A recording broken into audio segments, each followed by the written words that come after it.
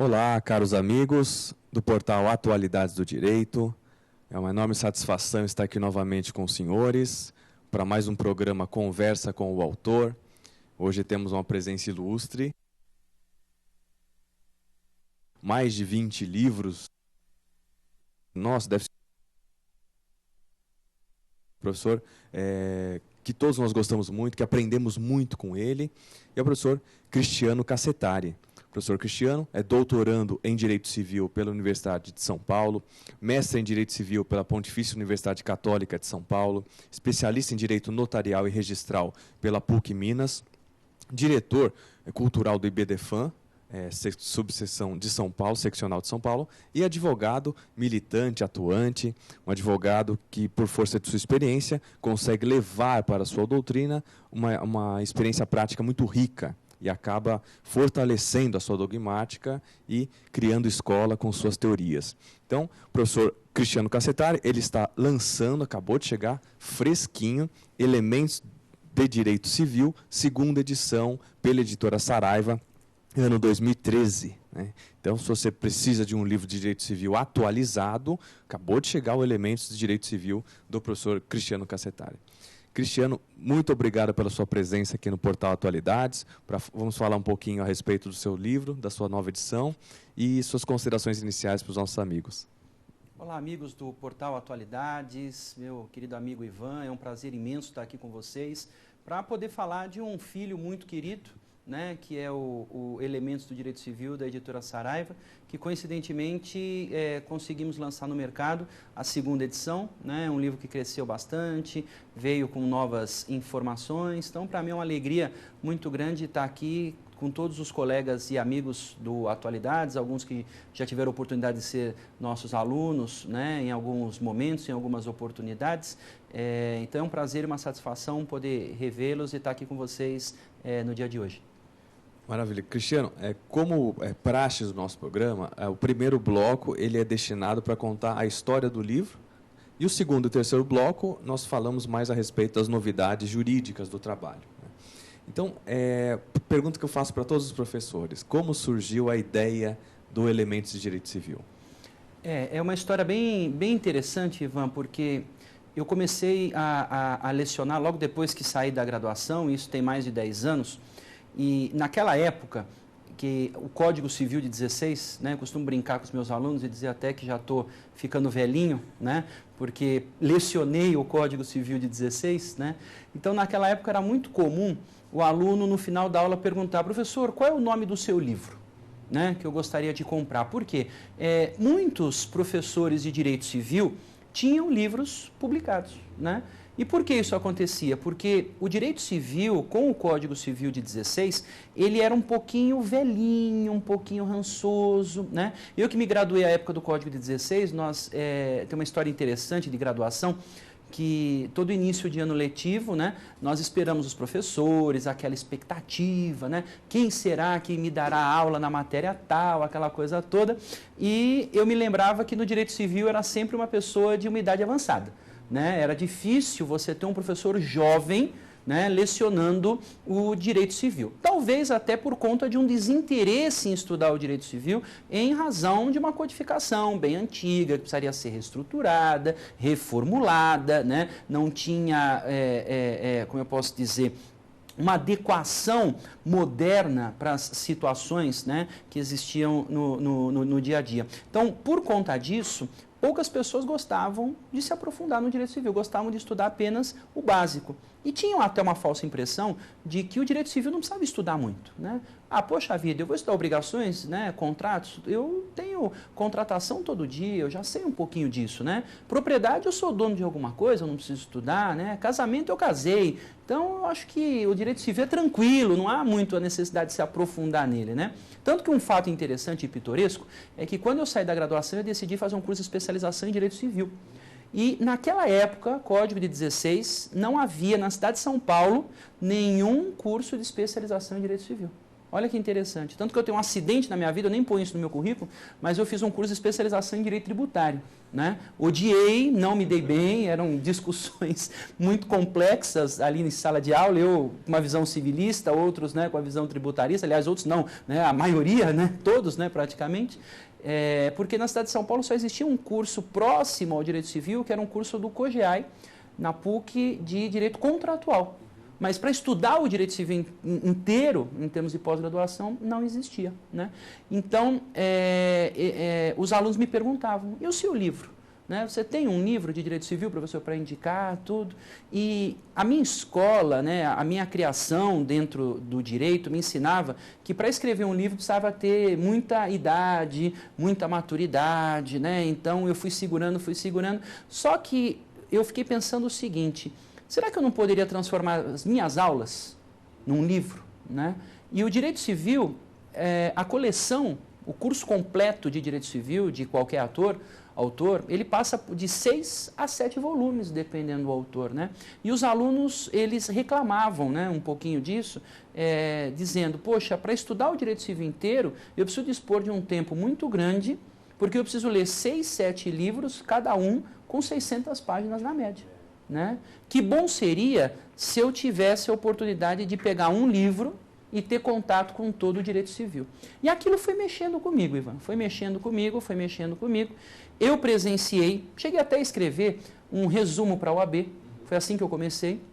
Só que o problema de escrever um resumo para a OAB é que a pessoa que está se preparando para o exame de ordem, ela se prepara num curto espaço de tempo.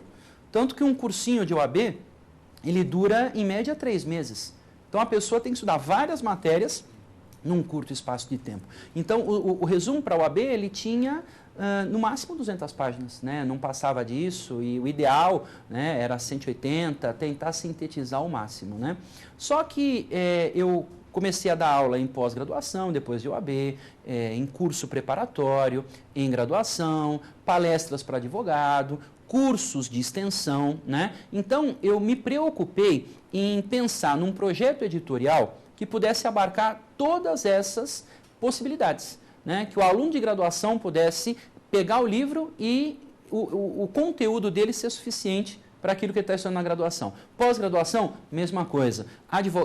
Advogados, militantes, mesma coisa. Cursos preparatórios para carreiras jurídicas, mesma coisa. E a OAB também. Né? Então, qual foi o grande desafio?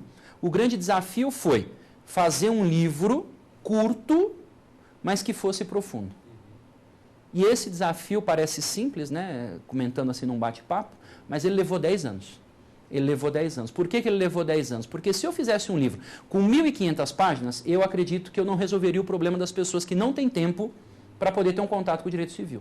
Eu, particularmente, acho 1.500 páginas muito para quem tem outras matérias que também necessita estudar. Agora, como não colocar a matéria que mais tem conteúdo de todas as outras, tanto que é a única que é lecionada nos 5 anos do curso de graduação, né, se não for em 1.500 páginas? Então, eu fiquei quebrando a cabeça em como que eu conseguiria fazer isso. E aí que veio a ideia de tentar transformar as minhas aulas no livro. Isso porque, como eu praticamente já lecionei o Código Civil inteiro, né, então temos aulas preparadas para tudo isso, nós pensamos em fazer o seguinte, colocar conceitos pontuais e curtos, como eu faço em sala de aula. Né? Então, nada de colocar 5 conceitos, 8 conceitos, não. É um conceito sintético, numa linguagem acessível, para o leitor poder entender e compreender aquele instituto que está sendo estudado. Né? Esse foi o grande objetivo. E outra coisa importante era não ter repetição. Eu percebi que na grande maioria dos livros de direito civil há uma repetição de assunto. Por quê? Porque quando você está falando de contrato, você tem que voltar um pouquinho em negócio jurídico. Quando você está falando de contrato, você tem que voltar um pouquinho no direito obrigacional. Né? Então, esse vai e volta acaba também gerando o quê? Um acréscimo de páginas. Nas coleções, isso acaba ocorrendo porque o autor, ao lançar um livro de contratos, ele não sabe se o leitor pegou o dele de parte geral e leu. Né? Então, ele acaba repetindo muito. Então, daria para sintetizar muita coisa só eliminando essas repetições. Então, eu optei por, vide comentário no capítulo tal, né? Retorne ao ponto tal para poder aprofundar um pouquinho, né? E correlacionar a matéria que está sendo estudada aqui, né? Então, com isso eu consegui uma linguagem simples, eu consegui conceitos curtos, fiz muitas tabelas e muitos esquemas. Quem já foi meu aluno sabe que eu gosto disso, né? Em sala de aula, de trabalhar com diferenciações, com tabelas, com esquemas. No direito sucessório, muito desenho, né, com vários exemplos para mostrar como é que se faz uma partilha, para quem nunca teve contato com uma partilha, como se fazer, né, como que é feita a distribuição dos bens, né?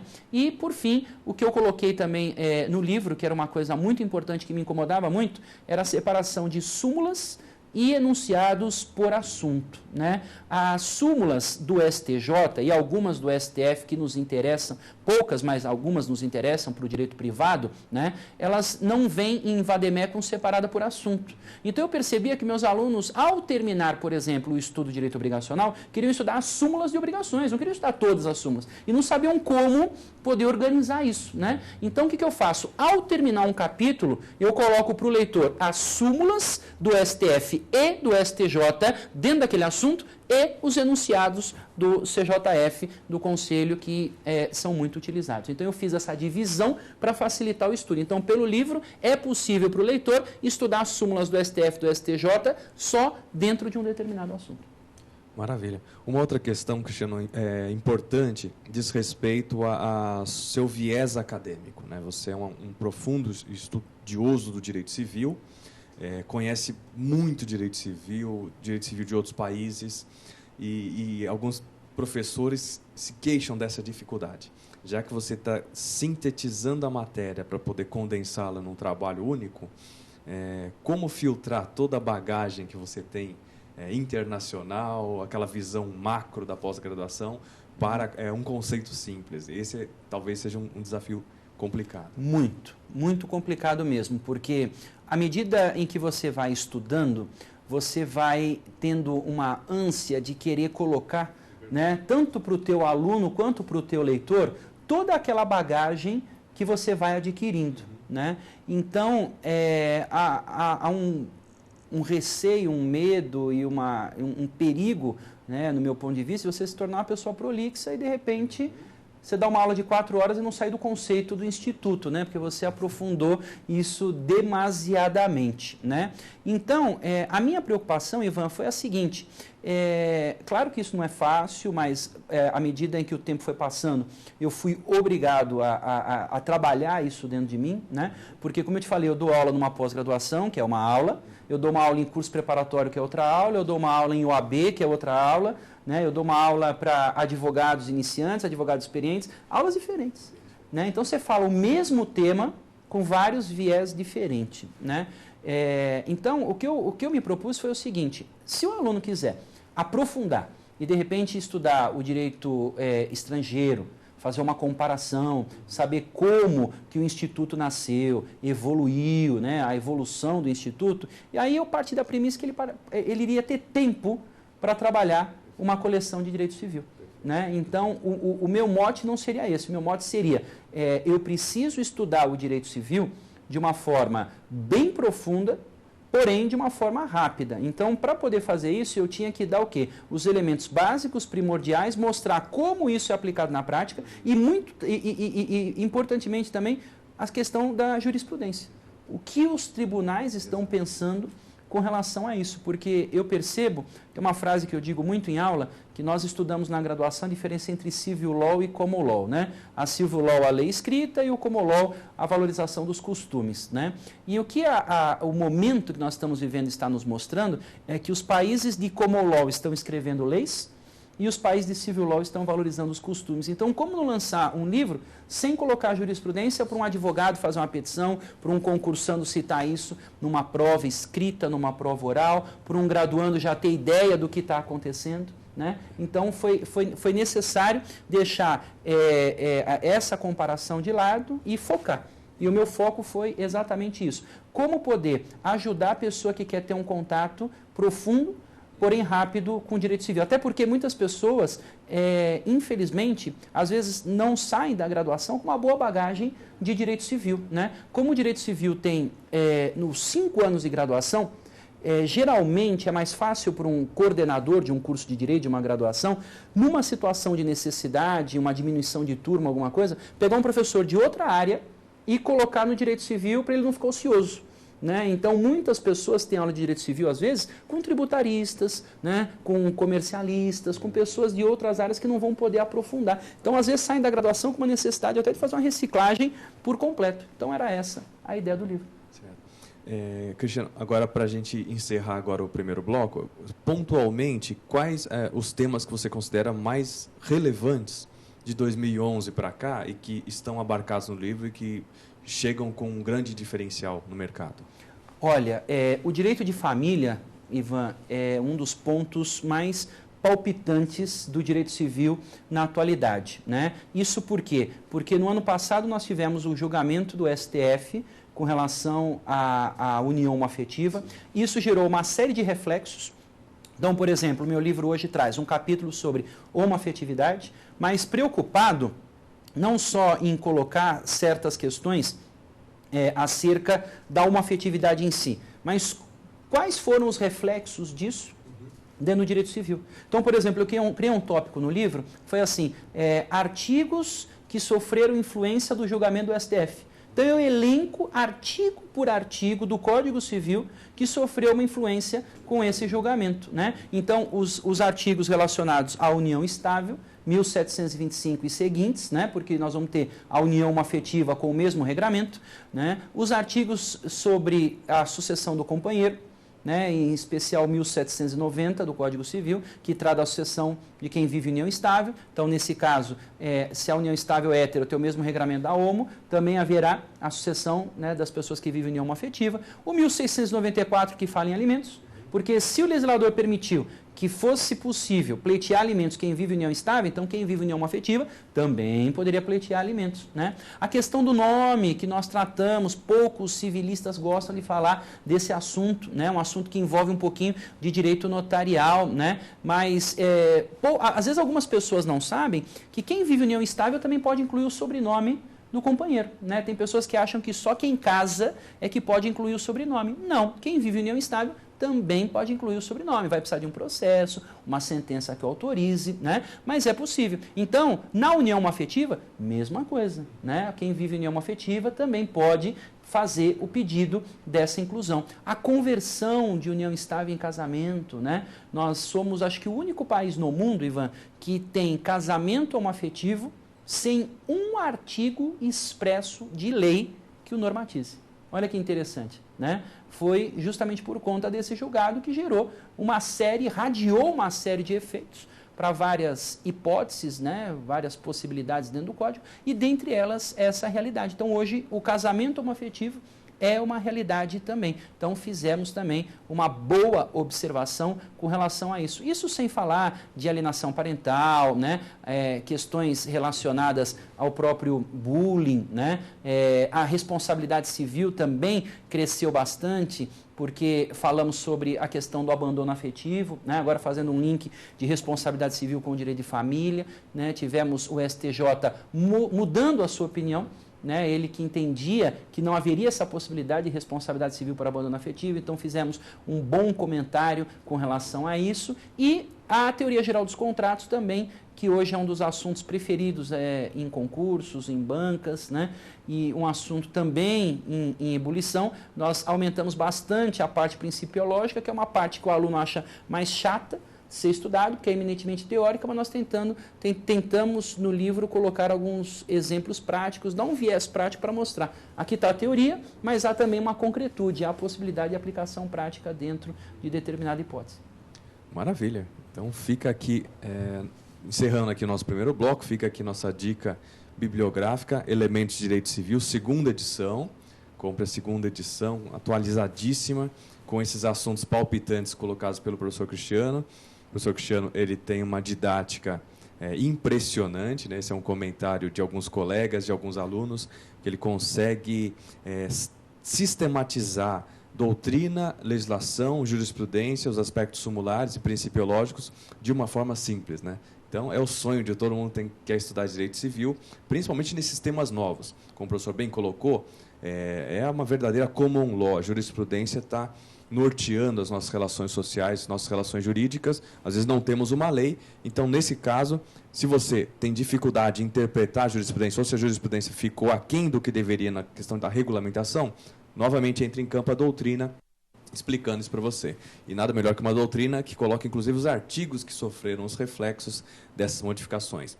Fica aqui nossa dica, Editora Saraiva, segunda edição, Elementos de Direito Civil, 2013, edição 2013, acabou de chegar. O professor Cristiano gentilmente veio aqui e trouxe o livro para apresentar para vocês. E no segundo e terceiro bloco, que é um bloco exclusivo para assinantes, vamos ingressar nas questões mais dogmáticas e conversar um pouquinho sobre o direito civil em si. Até já, pessoal.